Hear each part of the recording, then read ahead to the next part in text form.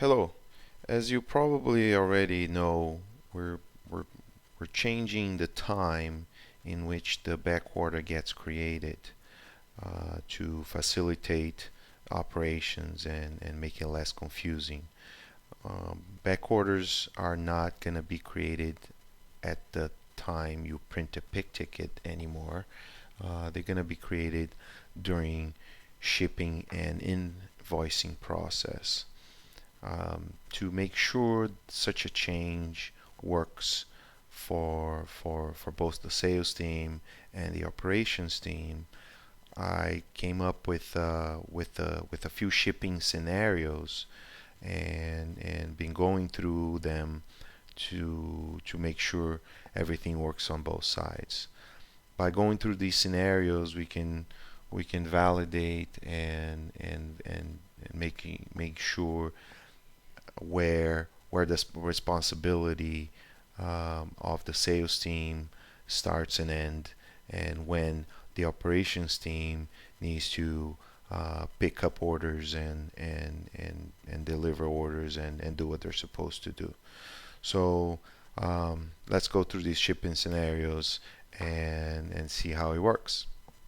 So let's review our first scenario in which we have an order in the order stage, and as you probably noticed already, they're all orders are coming in are starting in the non-approved stage status, and as the warehouse receives POs, those quantities just get assigned right into the order. So it's critical that we leave these orders in the order stage and in the not approved status. So inventory, as it gets received, gets assigned right into the order. So let's receive that PO that it's been highlighted there, and the warehouse is the one doing that. They're gonna just do a full receipt, do final update, and hit OK to finish the receipt. So after receiving is complete by the warehouse, they will automatically get these reports in their printers. Notice that it references the order that the receipt that the inventory goes into, and it tells them that we'll ship all 10 of all 10 pieces of that item, but because the order is on hold, nothing prints. The pick ticket doesn't print. They will also get this receipts report that will tell them that all quantities should be put away. So the warehouse, after receives it, is directed to do what they're supposed to do. More importantly, if we come back here and look at the order, the quantity is assigned directly into the order. So that's by far the most common scenario, where we receive before the order needs to be shipped by the account manager. So at any point, the account manager can come in here and now approve this order and print a pick ticket with as much quantities, with as much inventory as they want.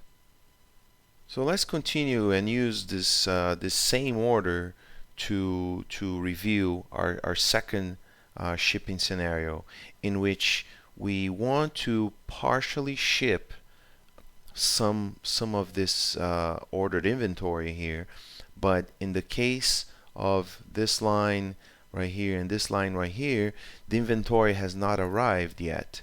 Or the account manager knows that this is coming in tonight or something like that, and they typically now are going into order entry and forcing the quantity shipped. Um, well, I would like to stop doing that and start using the order entry shipping feedback screen to manipulate ship quantities. The address is OEES, and let's go there. This screen works very much like the backorder split screen, in which this main screen can be used to search for orders. But if you know the order number already, you can just go up to File and Quick Ship and enter your order number and then hit Detail. The detail screen of this function has two tabs, the header tab and the line tab. And the reason it's easier to modify shipped quantities in this screen is that you can just go straight down the shipped quantity and update. Now, on this PO that we're expecting to come in tonight, we want to advise the warehouse to ship immediately 5 of the 10 that were ordered. So you can just enter 5 here, hit enter, and since the system senses that there's not enough available to ship right now, it's asking you what do you want to do. And for the most part, we want to recommend a quantity to ship and wait for the receiving to come in. So we select that. Notice that the shipped amount is still 0, but the recommendation is saved here in this other field. Let's go ahead and out of the 10 that we have already in inventory here, let's tell it to ship 8 right now. This is fine. And out of the transfer that we know is coming in tonight, we want to ship all 10. Again, this is not available yet. We're going to just recommend. The shipped amount is set back to 0, but the requested ship amount is saved over here. At this point, the account manager can go to the header tab, approve it, and close. And then from the main screen, can use the File, Print menu, and go print that order, so the warehouse can start picking the inventory here. So as far as the account manager is concerned, they're done with what they have to do with the ship in regards to this shipment. But that pick ticket prints on the warehouse now, and it says incomplete. And like a ship complete order, doesn't have the ship to address until all the missing lines are filled. So the warehouse can start working on this, and it also is advised about the incomplete lines that we are waiting, and also they know that the PO and the transfer are coming in, and they know out of those receipts how much they're supposed to ship. At this point, this order is completely on the warehouse's plate. They have to basically do their job and keep receiving inventory as it comes in. So let's go ahead and receive the PO that we're expecting, or that we instructed the warehouse to wait for, and let's see what happens. Let's do our final update here, and let's see the reports. So right after receiving, the warehouse will get the following reports. Um, these specialty handle receipts will tell them the order that this PO was for, and will also tell them that 5 are being shipped. In addition, the receipts report will tell them again to, out of the 10 being received, we are supposed to pick and ship 5, and we're supposed to put away 5. That way, the warehouse has all the instructions they need to deal with the inventory that just came in. In addition, they will automatically receive a copy of another copy of that pick ticket. In this case, it is still an incomplete ticket because even though we received that PO from which we're shipping 5, we're still waiting for this transfer to come in. And again, this paperwork is not for the warehouse to ship with. It's just instructions, and is basically letting them know where we at on this order. So now the warehouse transfer, the transfer truck finally arrives, and all the warehouse has to do again is receive it. So they're gonna go ahead, receive that transfer, and let's look at the paperwork that they get. Again, the paperwork will advise the warehouse to basically pick everything that was received in that transfer, and don't put away anything. In addition, they will automatically get a pick ticket that is now complete. It has the ship to address, and it has all the lines with the exact quantities that was directed by the account manager. So the warehouse can finally use this copy to deliver.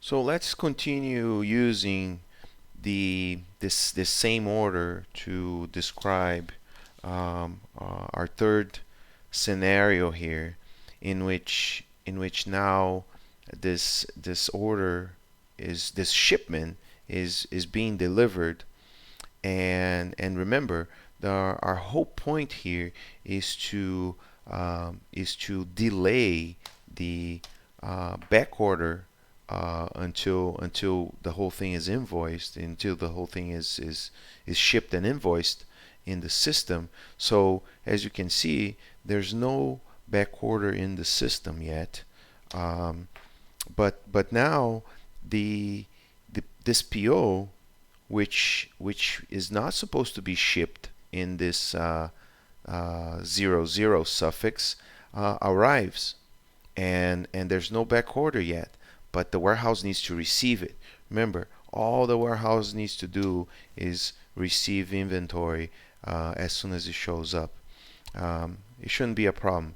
We'll go into PO receiving again, and we're gonna go receive the inventory that came in, and let's go take a look at the paperwork. Now this paperwork looks a little bit different, but it's because it's considering it an exception, and the exception is that even though the PO received is for a certain order, we're not shipping anything yet. And the following report also tells them the same thing. It tells them this item that we just received, we're going to put it all away. In addition, there's no pick ticket that prints, and if we go back in the system and take a look at that sales order, it's still looking exactly like the way the warehouse manager intended to ship. Finally, just to close out the entire process, the accounting department will receive the signed paperwork after delivery, and basically what they do there is use the same shipping feedback screen to go into the detail of the order, verify that the signed copy has the same quantities as the order in the system, and once that's verified, the order is marked shipped. Right at this moment, when this ship button is clicked, the back order is created, and at that point, the inventory that had been previously received will be allocated, and the ties are maintained. Right at this minute, the back order is back on the not approved, and is basically back on the account manager's plate to manage it and ship it when the customer requests. So that closes the entire loop, and we looked at using this order. We looked at all three different shipping scenarios. A fourth scenario I want to investigate is when you want to do a pickup and delivery.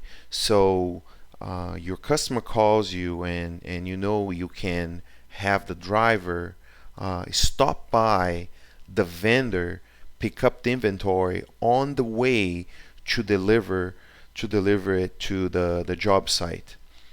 In this case, what we want to do is set up the tie for this line right here as a pickup.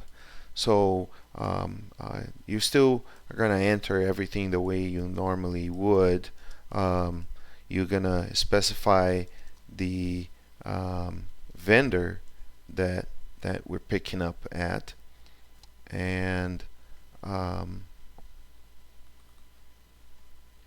and then the trick for this is here on the sourcing button, is instead of using a allow back order, we're gonna tell it it's a pickup, and I'm gonna say OK.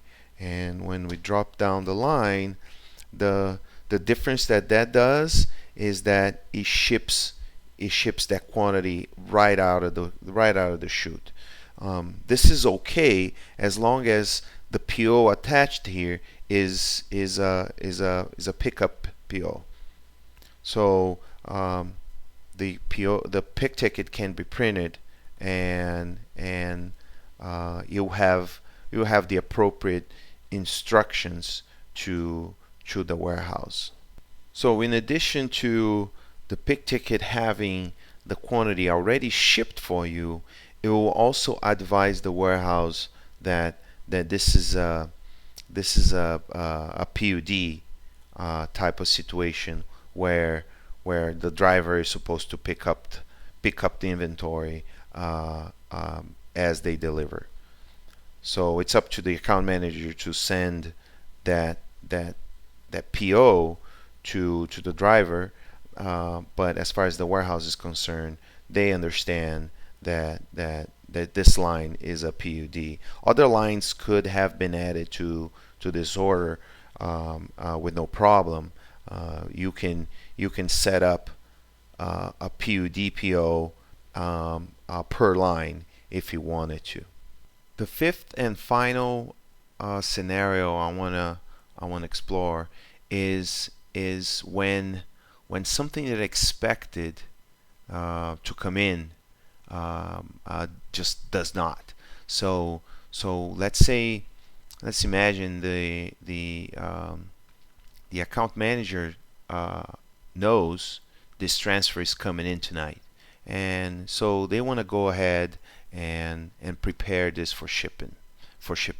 So again, we're gonna go access our shipping feedback screen, go into the detail tab, and we're gonna tell it when it comes in, go ahead and um, ship all 10 out of the transfer. And again, the warehouse, the the account manager will approve this update, and will print a PO um, in the warehouse.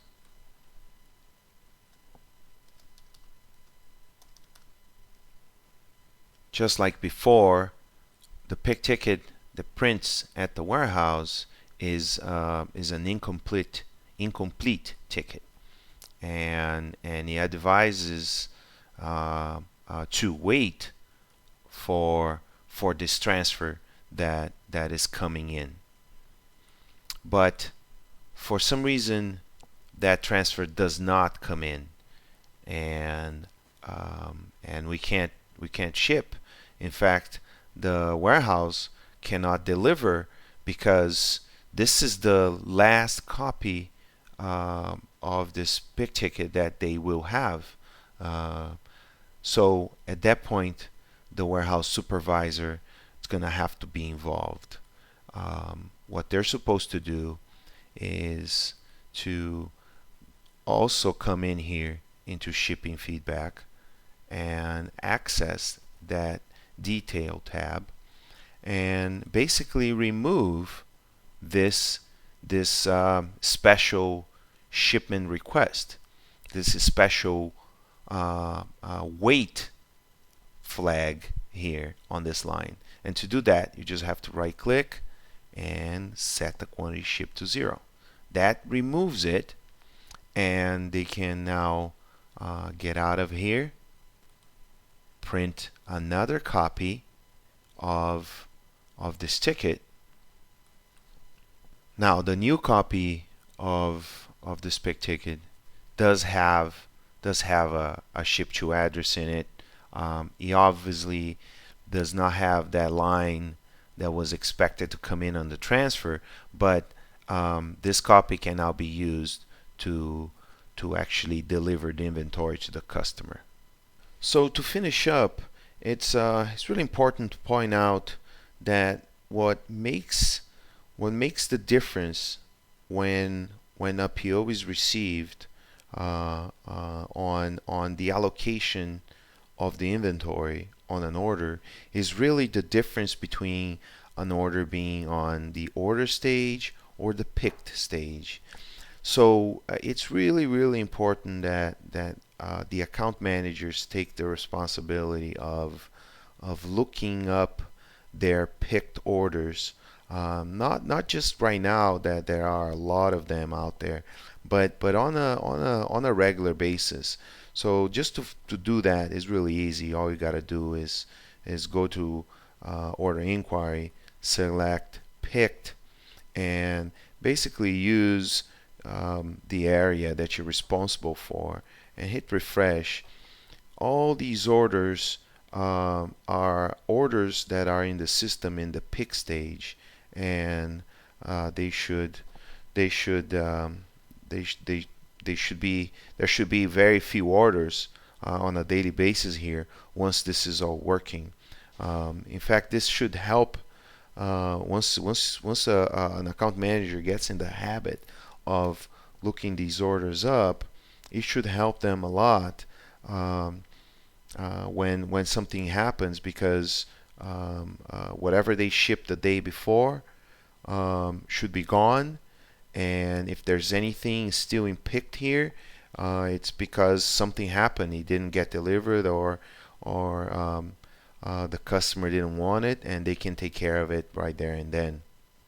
So in conclusion, these shipping scenarios are to demonstrate how an order will flow from from the sales team into the operations team, and even though the flow um, uh, kind of bounces around what is responsibility of the sales team and what are the responsibilities of the operations team, I try to lay out the responsibilities by the department here, and I believe that if you follow these, this should become a very smooth process for everybody. So just to wrap up, the sales team, they are to maintain their picked orders and keep those orders in the not approved status until it's ready for deliver. They also need to access OES to manipulate shipping quantities.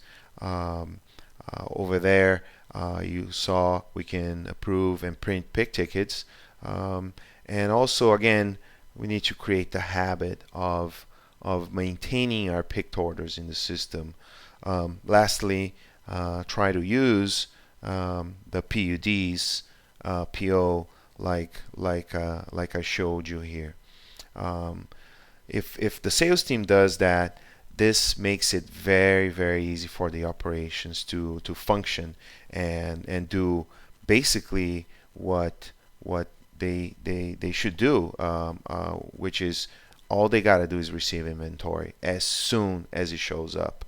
Um, Other than that, they are to just follow instructions on the reports and assume that when a pick ticket prints, they are to just go pick it. Um, with an exception of a customer showing up at the will call and wanting a new order, they should not access OET, and also they should not be manipulating the orders, especially not to force any quantities onto those orders.